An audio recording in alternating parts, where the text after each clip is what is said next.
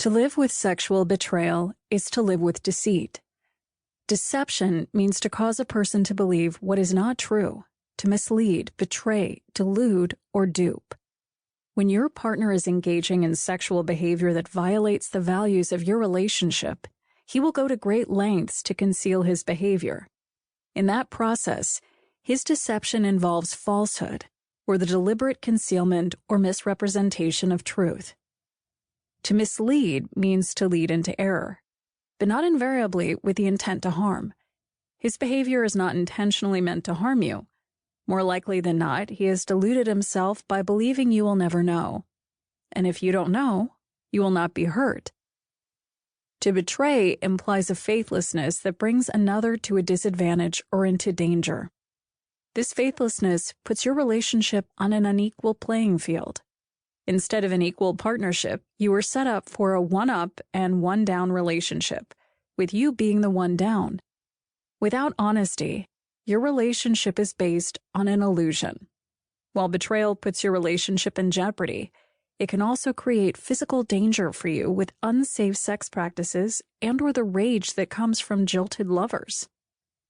To delude is to mislead to the point of rendering another unable to detect a falsehood or make sound judgment. Your partner, as if a magician, has become a master of deception. To dupe means to delude another by playing upon that person's susceptibility or naivete. Time after time, your partner has relied on your naivete, your need to want to believe him, and your fears of what it means to know the truth. To live like this is traumatic to your whole being.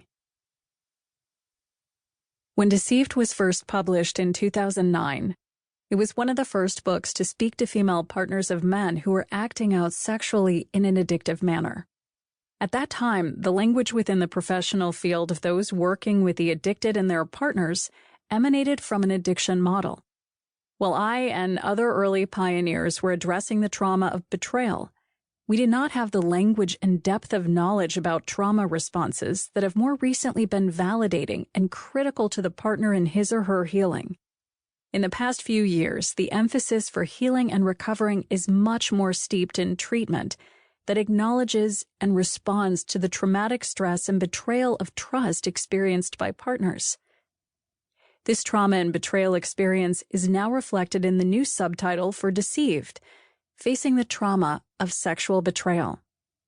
You have been deceived time and time again, and that is traumatic to your very being. And while you are addressing the lies and secrecy that come with deception, the impact of the trauma needs to be validated and articulated. The words trauma and betrayal afford that. Therefore, in this edition, I will incorporate more knowledge about trauma and trauma responses, as well as changing language so that it can enhance and acknowledge the partner's recovery process.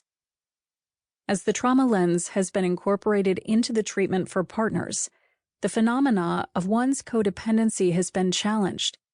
Yet as you read, you will see that some of the women in this book, while recognizing their trauma, also find value in their understanding of codependency.